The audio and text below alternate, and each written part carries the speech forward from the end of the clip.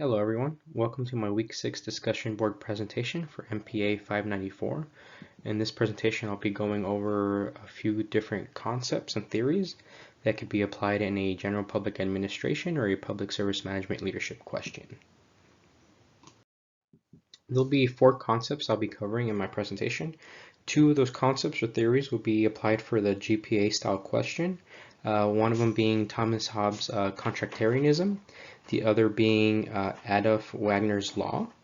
And for the PSML question, I'll be covering conflict styles for conflict resolution and transformational leadership in the workplace.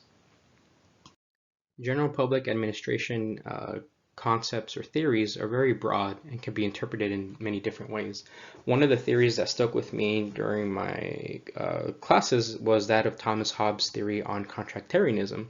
Since I work for a water agency, I know firsthand that there are both explicit and implicit contracts. So my explicit contract is with my employer, in which I agree to carry out certain job duties in accordance to my job description in order to get a paycheck.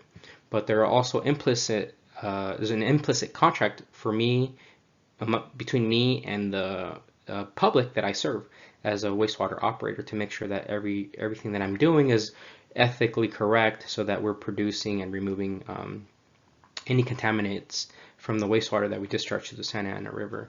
So these contracts are very important, and a clear example of contractarianism is the Constitution. So Thomas Hobbes believed that without these social contracts, society would just go into chaos. Everybody would be a big free-for-all. So it's with these social contracts that we're able to form functioning governments, thus the Constitution. Now, over time, as government gets bigger, there's a lot more social contracts being developed or demanded by the citizens. So this is where Wagner's law by Adolf Wagner comes in, where he believed that as income increased in society, there is an ever more increase in demand of goods and services by the government. So this is a prime example where Max Weber's bureaucracy comes in, because as governments increase spending, there's a lot more expected from government agencies, and thus there's more different public agencies being developed or put in place to provide these services. So you have an explosion of bureaucracy within government. And it's very important because there's a lot of services that only government can provide to everybody. So over time, there are these concepts of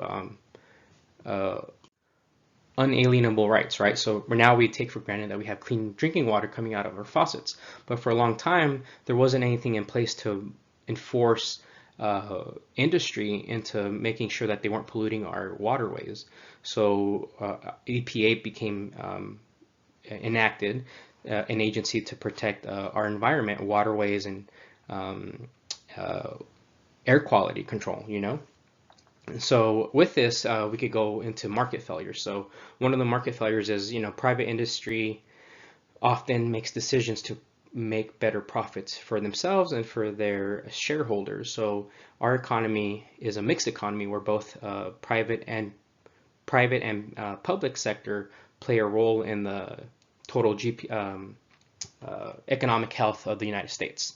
So it's very involved, and you could even say there's a marble cake federalism scenario here, where there's a lot of activity and there's so much money involved between public and private sector entities that it's hard to distinguish one from one another at certain times.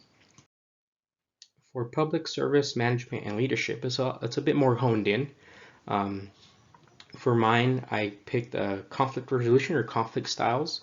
So for any manager, they need to be able to resolve conflict in the workplace. So one of the conflict resolution styles would be avoiding and collaborative. So there's a author by Dudley Weeks who termed the phrase of a conflict partnership, where the situation calls for the individuals involved to be more on the we versus the not I versus you perspective of the conflict. And avoiding conflict, in my experience, is has never led to very positive outcomes. And by avoiding conflict and not getting to the heart of the issue, individuals in the workplace or workers aren't able to meet their essential needs, right? If there's no if they're not happy, then they can't fulfill their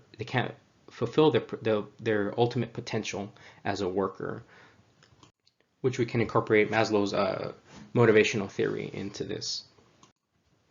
So going in hand with conflict resolution, I think the transformational leadership style would be the most productive in any work environment. So these transformational leaders have strong internal values and ideals.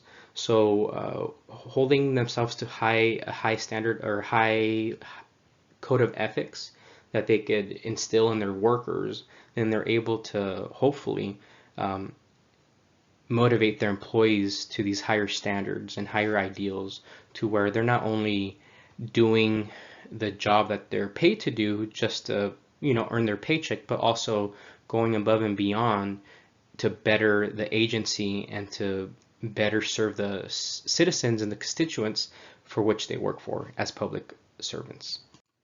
And over time, as you instill these ideals, you're able to better reach worker engagement in the workplace and really build up your team from the bottom up, or actually from top down, bottom up, which really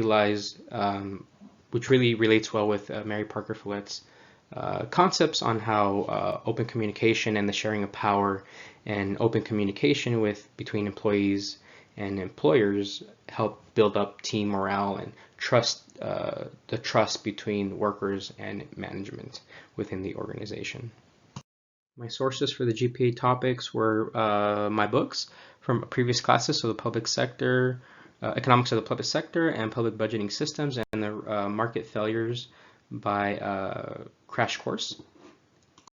And my sources for PSML, my books on Leadership Northhouse, and Collaborative Approaches to Resolving Conflict. That's the end of my presentation. Thank you for watching, and I'm looking forward to everyone's presentations.